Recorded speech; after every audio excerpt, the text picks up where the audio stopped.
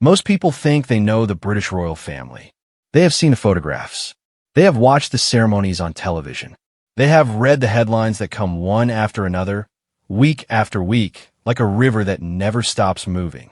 They feel like they understand what goes on inside those palace walls.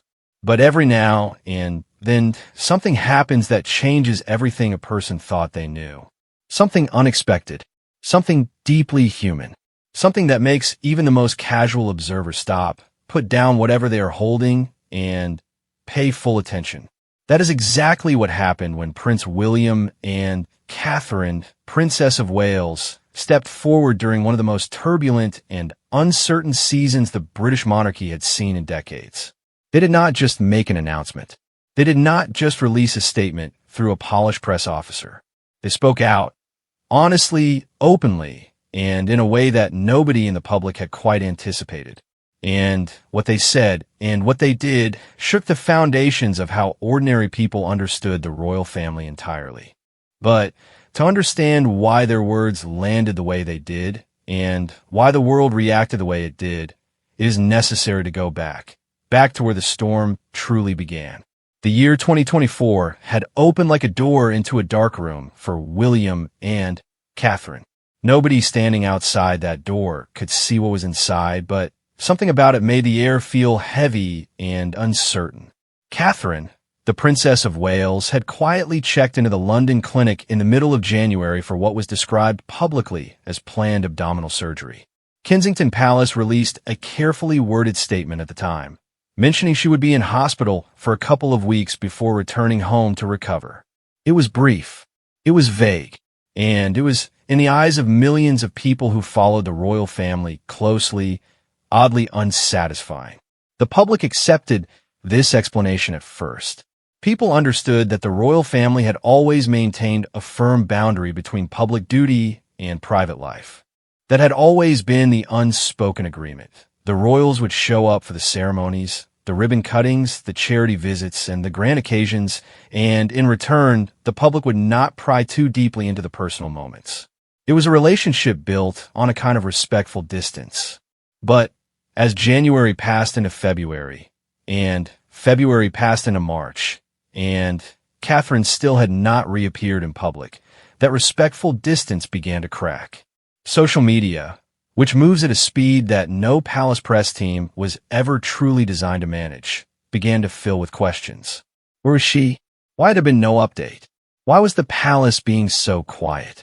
What followed was something that the royal family had genuinely never experienced before in quite the same way. In an era of smartphones and instant information, rumors spread not in whispers at garden parties, but in millions of posts, videos, and comment threads that reached every corner of the globe. Conspiracy theories bloomed online like weeds after rain. Some people speculated that Catherine was seriously ill, far more seriously than anyone had admitted. Others went further and suggested things that had no basis in reality whatsoever. Theories so wild and unfounded that they would have seemed laughable in any other context. But the silence from Kensington Palace only seemed to feed the fire. Every day without a statement was, for some people online, further proof that something was being hidden. Then came a photograph that made everything worse before it could get better. In early March, a photograph was released of Catherine with her 3 children, George, Charlotte, and Louis, taken on Mother's Day in the United Kingdom. It was meant to be a warm, reassuring image. It was meant to tell the world that she was at home, she was recovering, and she was surrounded by the people who loved her most. Instead, it became a crisis. International picture agencies, organizations whose entire purpose is to authenticate and distribute photographs, issued what are called kill notices. These notices told news organizations around the world not to publish the image because it showed signs of having been digitally altered. The photograph had been edited. Details within the picture did not line up the way they should have. And suddenly, the palace found itself in an unexpected storm, one it had not seen coming and was not immediately prepared to handle. Catherine herself came forward in response, and she acknowledged openly that she had edited the photograph herself. She said she was an amateur photographer who had been experimenting with the image. It was the kind of explanation that, in another context for another person, might have simply passed without too much consequence. But in the middle of weeks of speculation and silence, it did not calm the waters. It stirred them further. The real truth came on the 22nd of March, 2024, and it came directly from Catherine herself. She sat down in front of a camera, outside in the natural light, and she spoke to the world in a video message that nobody who watched it would quickly forget. She was calm. She was composed. But she was also clearly carrying something enormous. She explained that following her surgery, tests had been carried out and cancer had been found. She told the world that she had begun a course of preventive chemotherapy. She asked, quietly, with dignity, for space and time as she focused on her recovery. She asked people to think of her not as a princess first, but as a person going through something that many families across the world understand too well. The reaction was immediate and overwhelming. The speculation, the conspiracy theories, the unkind comments. So much of it stopped almost instantly. In its place came something that the palace had not quite expected either. A wave of warmth, of sympathy, of genuine human connection that crossed every border and touched people in countries where the British royal family might otherwise seem very distant and irrelevant. Ordinary people who had never paid much attention to royalty before found themselves watching that video and feeling something real. Women who had gone through cancer treatment themselves reached out in enormous numbers. Parents who had watched a loved one face illness recognized the expression on her face and understood it completely. Through all of this, William had been standing just outside the frame of the camera, not visible but present. He had continued with his public duties throughout the early months of 2024, appearing at engagements with a composure that people around him later said required enormous effort. He was managing his own fear and worry while also managing the public-facing side of family in crisis, while also being a father to 3 children who needed stability, and while also quietly supporting a wife going through chemotherapy. Royal aides who spoke carefully to journalists describe a man who was holding a great deal together while also dealing with the knowledge that his father, King Charles III, had been diagnosed with cancer in February 2024 as well. 2 members of the family that William had built his adult life around, his wife and his father, were both facing cancer at the same time. And yet every morning he got dressed, he put on his tie, he stood in front of cameras and communities and carried out his role. People who saw him during this period and knew what was happening behind closed doors later said it was one of the most quietly remarkable things they had ever witnessed. Not because it was dramatic, but because it was so steady and so human. The months of spring moved forward slowly. Catherine remained largely out of public view. The chemotherapy continued. William appeared at certain high-profile events. Trooping the Color in June brought one of the most watched moments of the year when Catherine appeared publicly for the first time since her diagnosis, standing on the balcony at Buckingham Palace with the family, looking composed and present. The crowd below broke into applause that lasted far longer than any protocol required. People who had been worried about her, who had spent months watching the headlines, who had in some cases genuinely feared for her life based on the months of silence, let out something they had been holding on to for a very long time. But even then, even in that moment of relief and warmth, the full picture of what this family had been living through and what they were about to say publicly about it had not yet come into focus. That was still to come. And it would come in a way that managed to surprise even those who believed they were following the story closely. By the summer of 2024, it was becoming clear to those closest to William and Catherine that something had shifted. The couple had been living at Adelaide Cottage on the Windsor estate, a modest home by royal standards, one they had chosen specifically because they wanted their children to grow up in a quieter, more grounded environment than the one a London palace could offer. They had moved there in 2022, shortly after Queen Elizabeth II had died, and the shape of the monarchy began to change. The choice of Adelaide Cottage had said something about who they were and what they valued. It was not a grand statement. It was a practical one. Their children could walk to school. They could have a garden. They could, within the limits that royal life always places on a family, try to be normal. But by 2024, that cottage had become associated with a great deal of pain. It was the home where the phone calls had come with difficult news. It was where Catherine had recovered from surgery. It was where the children had asked questions that parents in that situation find very hard to answer. It was where William had sat quietly in the evenings, after the children were in bed, trying to process what the year had brought. A home absorbs the emotional weight of the life lived inside it, and Adelaide Cottage had absorbed a great deal of weight in those 3 years. The decision to move, to find a new home, a larger one that could genuinely hold the family for the long years ahead, began to take shape not as a logistical exercise, but as something more meaningful than that. It was, those around them said, a conscious choice to turn a page, to walk towards something new rather than continue living inside the outline of something difficult. And the home they chose, Forest Lodge, a Georgia mansion on the Windsor estate, was going to become the setting for the next chapter of their lives, a chapter that would involve not just a new address, but a new kind of openness about who they were and what they believed the royal family could and should be. That new openness was going to surprise a great many people, and it was going to begin in a way that nobody had predicted. September 2024 arrived, carrying the kind of news that the world had been quietly hoping to hear for months. Catherine, Princess of Wales, announced that her course of chemotherapy had come to an end.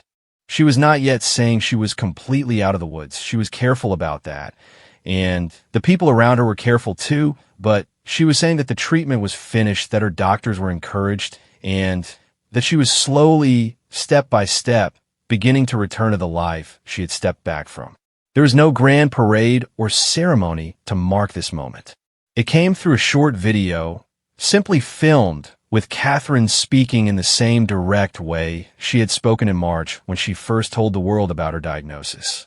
She looked different from the March video, tired in a different way, perhaps the tiredness of someone who has been through something long and demanding and has come out the other side still standing. The public response was enormous again, but this time it carried a different emotional weight. In March, the emotion had been shock, sympathy, and a collective intake of breath. In September, it was something more like relief mixed with admiration. People who had followed every step of her absence, who had watched her reappear at Trooping the Color in June, and allowed themselves to feel cautiously hopeful, now allowed themselves to feel something a little more solid. She had done it. She had gone through it. And she had done it, for the most part, on her own terms, maintaining as much privacy as she could while also being honest with the public about what was happening. What was also becoming clear as autumn settled over Britain was that William had been watching all of this and processing it in ways that were beginning to show in how he spoke and how he carried himself in public. There had always been something slightly guarded about William, a distance that made sense given who he was and what he had grown up with. He had lost his mother, Diana, at the age of 15 in a way that was catastrophic and public and had never truly ended because the story of Diana never truly ended for the public.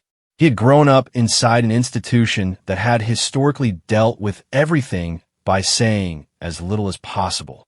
Silence was not just a habit in the royal family. It was something close to a survival strategy. If you said nothing, you gave people nothing to use against you. But the year 2024 had tested that strategy against something it was not well designed to handle. Genuine human crisis on a deeply personal scale. When your wife is going through cancer treatment, when your father is fighting cancer at the same time, when your children are asking you questions you do not have easy answers to, silence does not make the pain smaller. It just makes you carry it alone. And William had been carrying it alone in public for a very long time. In November 2024, at a public engagement, he said something that stopped people. He said, simply and without any dramatic presentation, that 2024 had been the hardest year of his life. He did not elaborate extensively. He did not break down.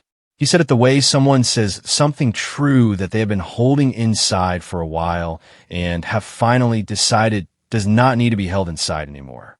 Just a few words. But those few words, coming from a man who had trained himself over decades to never say too much about what he was going through personally, carried the weight of a much longer speech. People who had watched him through the year, who had seen him standing straight and composed through all of it, heard those words and understood them completely. It was a small but significant shift, and it was only the beginning of a larger one that was still unfolding. Behind the scenes during the autumn of 2024 and into 2025, Kensington Palace was undergoing changes that went far beyond the physical relocation of a family from one house to another. The team around William and Catherine was evolving. New people were being brought in. New strategies were being discussed. The way the couple communicated with the public, the way they presented themselves and their work, the way they thought about their role in the life of the country. All of this was being actively reconsidered. Not in a panicked way, but in a thoughtful and deliberate way.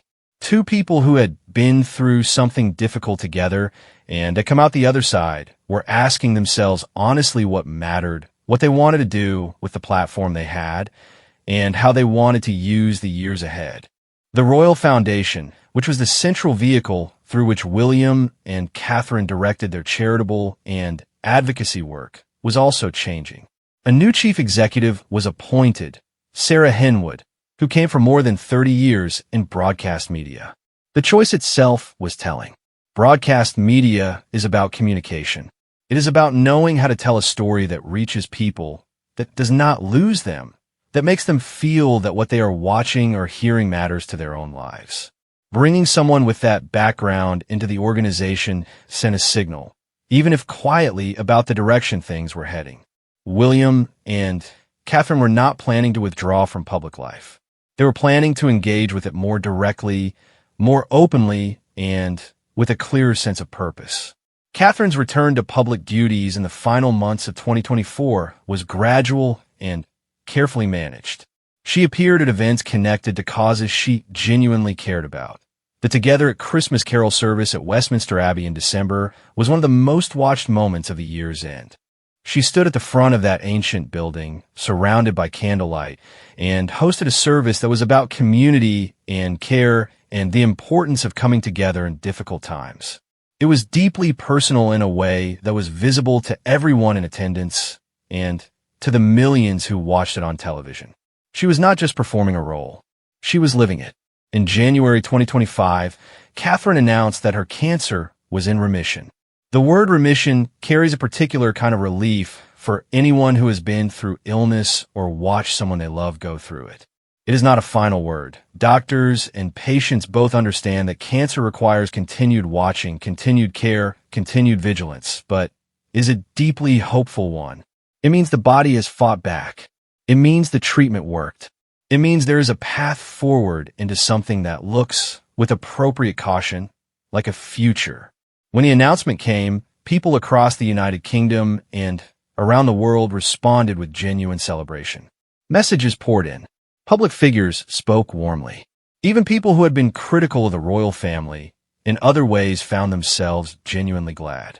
There was something about Catherine's particular journey. The surgery, the silence, the conspiracy theories, the honest video announcement, the chemotherapy, the gradual return, and now this that had connected with people in a way that was hard to fully explain, but was unmistakably real. She had gone through something that millions of people and their families go through every year, and she had done it without losing herself in the process. William, for his part, hinted at something that people noticed and wrote about at the time. He said that fans might see more of Catherine in 2025. It was a small statement, and it was framed carefully, but the meaning was clear. The person who had been absent from public life for most of the previous year was coming back. Not because she felt obligated to, but because she was ready. And the person she was coming back as had been shaped quietly, deeply, and permanently by everything that had happened. The move to Forest Lodge in November 2025 was described by those around the family as more than a change of address. It was, a royal source told journalists, a fresh start, A chance to leave behind the memories that had gathered inside Adelaide Cottage. The difficult phone calls, the long months of treatment, the weight of a year that William himself had called the hardest of his life. Forest Lodge was larger, a Georgian mansion on the Windsor estate that could properly hold the life the family was building. Their eldest child, Prince George, was approaching high school age, and the family had time to move with that milestone in mind. The children needed stability and consistency, and the new home was meant to be, as one source put it, their forever home, a place they would stay for the long term. The move happened during a school break, quietly, and without fanfare. No photographs were released of the family carrying boxes or exploring their new rooms. There was no press event, no staged moment at the front door. It simply happened, and then it was done. But the news of it spread quickly because the royal family had become something that large numbers of people followed with genuine interest, and because the story of this particular family, this particular couple who had been through so much in recent years, had developed a kind of momentum that made each new development feel meaningful.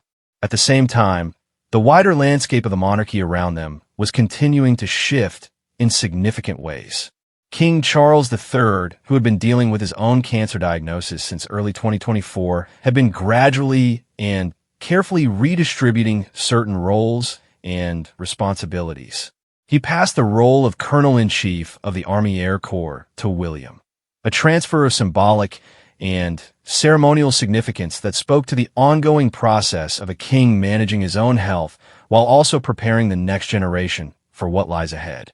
It was a quiet moment, handled with the understated practicality that the British monarchy tends to apply to these kinds of transitions. But people who paid attention understood what it meant. The baton was being passed gradually and carefully hand to hand. Meanwhile, in a different part of the Windsor estate, another situation was unfolding that had been simmering for some time and that added a layer of tension to the already complicated landscape of palace life. Prince Andrew, William's uncle, had been at the center of controversy for years following his association with Jeffrey Epstein. His position within the royal family had been progressively diminished. His royal duties had been removed, his public role had been stripped away, but he had continued to live at the Royal Lodge, a property on the Windsor estate. In October 2025, Buckingham Palace confirmed that a formal notice had been served for Andrew to vacate the Royal Lodge. He was being moved to a smaller property at Sandringham. The statement was brief and deliberately unemotional, as palace statements in sensitive situations tend to be. But the significance was not lost on anyone. The Royal Lodge that Andrew was leaving was a substantial property, and the context surrounding his departure carried the full weight of everything that had happened over the preceding years. William and Catherine said nothing publicly about Andrew's situation. They did not need to. Their absence from the public conversation about it was itself a form of communication. But privately, according to people close to both sides of the situation, William's feelings about his uncle and about the damage that Andrew's behavior had done to the institution he was preparing to one day lead were not warm ones. A source had described Andrew's earlier disparaging remarks about Catherine as one of the flashpoints that had deepened the rift between the two men. For William, who was trying to build a modern, trusted, people-centered version of the monarchy, Andrew represented almost everything he was working against. The palace changes happening around them were not just physical, not just about who lived where and what properties belonged to whom. They were about the shape of the future. And William and Catherine were increasingly stepping into the center of that future, not as passive recipients of titles and responsibilities, but as people who had thought carefully about what they wanted to do with them and who were beginning to say so out loud. That willingness to speak directly, honestly, and in their own voices was about to produce something that the watching world had not quite expected. And it was going to change the conversation about the royal family in ways that no polished press release ever could. The thing about people who have been through something genuinely difficult is that they often come out on the other side with a different relationship to what matters. The small things that used to feel important lose their grip. The larger things, The things that were always important but perhaps easy to push to the side during normal, busy, comfortable life come into much sharper focus. William and Catherine had, by early 2025, been through something genuinely difficult. Not the manufactured difficulty of controversy or public criticism, but the real kind, the kind that involves sitting in hospital waiting rooms, the kind that involves watching someone you love lose their hair to chemotherapy, the kind that involves finding the right words to say to children who are old enough to understand that something is wrong, but young enough to need protection from the full weight of it. That experience had changed both of them. People who had known Catherine for years said she came back from her cancer treatment different. Not diminished, not broken, but altered in some fundamental way that was hard to put into simple language. She spoke differently about certain things. When she did public appearances in early 2025, there was a directness to her that had always been present, but now felt deeper, more grounded in something real. She had spoken publicly about moments of fear and exhaustion during her cancer journey, and in doing so had issued something that resonated with enormous numbers of people. A hopeful plea, genuine and unperformed, for compassion, for patience, for the recognition that healing is not a straight line. The world listened to her differently now, too. People felt they knew her in some new way. Not the intimate details of her life, which she had always protected and continued to protect, but the emotional truth of her, the fear, the fight, the quiet determination to get through it and come out on the other side as herself. That was something people recognized. That was something they held on to. William's transformation was visible in a different way. He had always been seen as serious, capable, and somewhat controlled. A man who had learned from very early in his life that showing too much of yourself in public came with costs that were not always worth paying. His childhood had taught him that. Growing up in the middle of his parents' disintegrating marriage, watching his mother become one of the most famous and most complicated figures in the world, losing her when he was 15 in a crash that happened in a Paris tunnel and was front-page news everywhere on Earth. All of that had built in him a kind of protective wall around the inner life. He kept things close. He was warm in person. People who spent time with him consistently said that, but he was guarded in the way that someone is guarded when they have learned that the public version of your private pain tends to take on a life of its own that you cannot control. But in 2025, something about that wall had shifted, not fallen. William was never going to become someone who simply opened himself completely to the watching world, and there was no reason he should. But the wall had developed something like windows. He spoke on a special episode of Radio 1's Life Hacks with a candor about mental health that surprised many listeners. He talked about the importance of not carrying things silently, about the value of having people around you that you can be honest with about his own experience of struggling and finding ways through. He connected these personal reflections to the broader work he was doing, the campaigns around mental health, the support for organizations that helped young people talk about what they were going through. But he did it in a way that was clearly personal, clearly coming from a real place rather than from a script. This was part of a deliberate and thoughtful strategy, but it was not only strategy. The people around William understood that authenticity could not be fully manufactured. The things that connected with people most powerfully were the things that were real. And William had real things to say now. He had been through something alongside Catherine, alongside his father, that had made the abstract arguments about vulnerability and openness into lived experience. He was not speaking about these things theoretically. He was speaking about them from the inside of having gone through them. The couple's approach to their public platform was also evolving in ways that went beyond individual speeches or television appearances. The way they curated and presented their public identity was changing. Their social media presence, which had grown enormously and which reached audiences in every part of the world, was handled with increasing care and intention. At the end of 2025, they released a roundup of 12 photographs from their year. And what a royal editor who analyzed them carefully noticed was as much about what was absent as what was present. Of the 12 images, only one featured any of their children. The rest were focused on William and Catherine themselves, on their work, on the communities they visited, on the causes they cared about. It was a subtle but clear statement about how they were thinking about themselves and their role. They were not just parents. They were not just figureheads. They were people with a specific purpose, and they were increasingly determined to articulate that purpose clearly. The year 2025 also saw William taking on new responsibilities that reflected the changing shape of the monarchy under King Charles. The transfer of the Colonel-in-Chief role of the Army Air Corps had been one example, but there were others. William was being given more. He was stepping forward in ways that spoke to the gradual, careful preparation of a man who would one day be king. And he was doing so without the urgency or anxiety that the word preparation sometimes implies. He was not rushing. He was not trying to prove anything. He was simply showing up, doing the work, and letting the work speak for itself. Catherine's own expanding role was equally significant.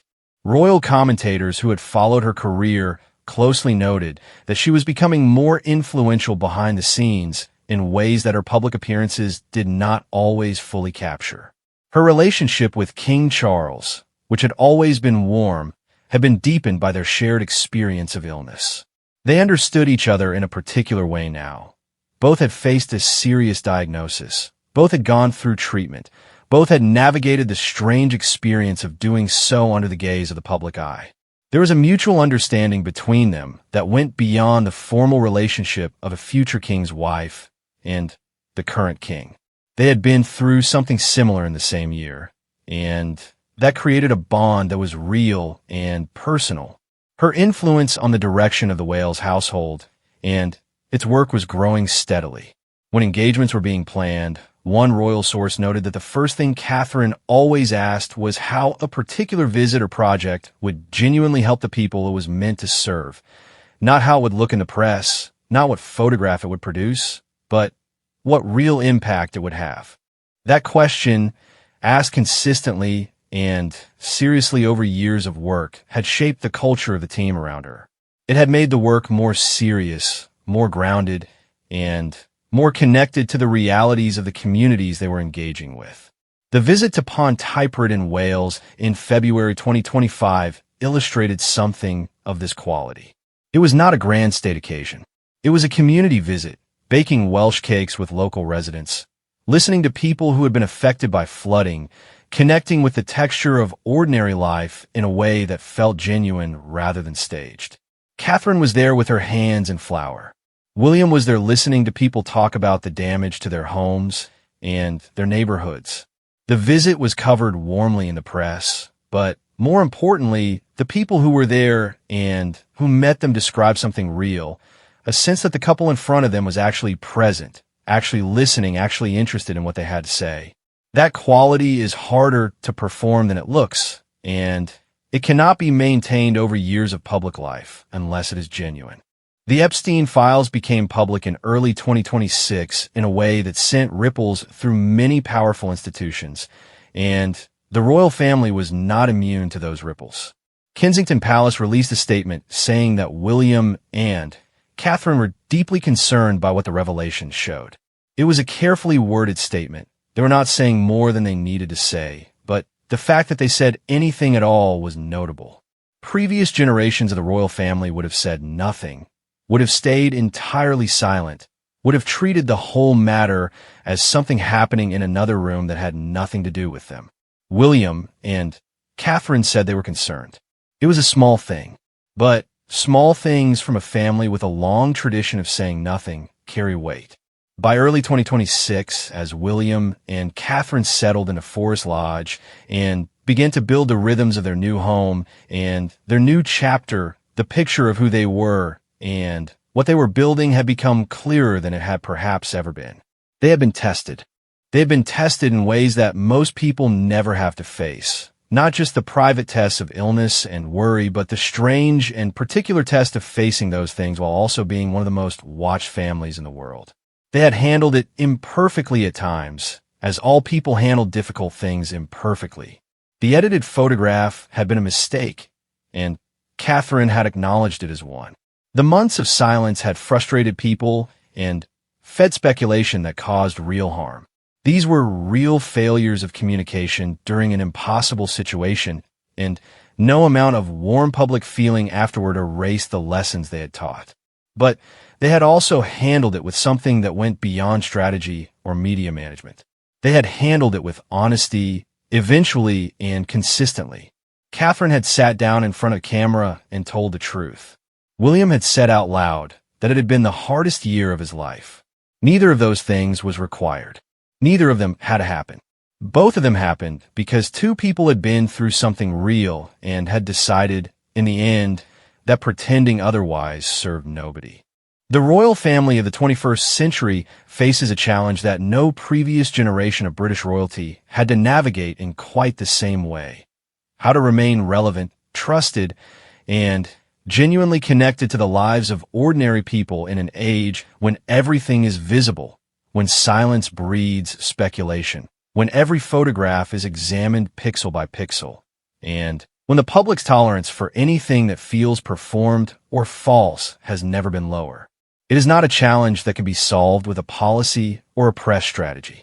It can only be met by people who are willing to be real, imperfectly, occasionally awkwardly, but consistently and genuinely real. William and Catherine had spent years building toward this. They had moved to Windsor because they wanted to raise their children in something closer to the real world. They had consistently focused their public work on issues that affected real people in real ways. They had chosen over and over again the community hall over the grand ballroom, the listening ear over the speech from the platform. And then, when the hardest year came, they had done something that completed the picture in a way that nothing before it had quite managed to do. They had let the world see that they were going through something hard. They had asked for space and given thanks for the compassion that came. And they had come back. The surprise that the title of this story promised was not a sudden revelation or a dramatic announcement. It did not arrive in a single moment. It arrived over time in the accumulation of choices that William and Catherine made through one of the most difficult periods any family could face. The surprise was this. A prince and princess who might have retreated entirely behind palace walls chose, again and again, to step forward. They chose honesty over silence. They chose community over ceremony. They chose, in the middle of their own pain, to keep showing up. That is not what everyone expected from a future king and queen of England. It is not what the history of the royal family would have predicted. And that, in the end, is precisely what made it so powerful, so quietly extraordinary, and so genuinely surprising to the millions of people who have been watching and who, in watching, had found themselves unexpectedly moved. The next chapter of the British monarchy would not be written in grand declarations or formal statements issued through palace press offices. It would be written one honest moment at a time by two people who had learned the hard way through the kind of experience that teaches things nothing else can, that the most powerful thing a person in their position can offer is not perfection. It is simply the truth.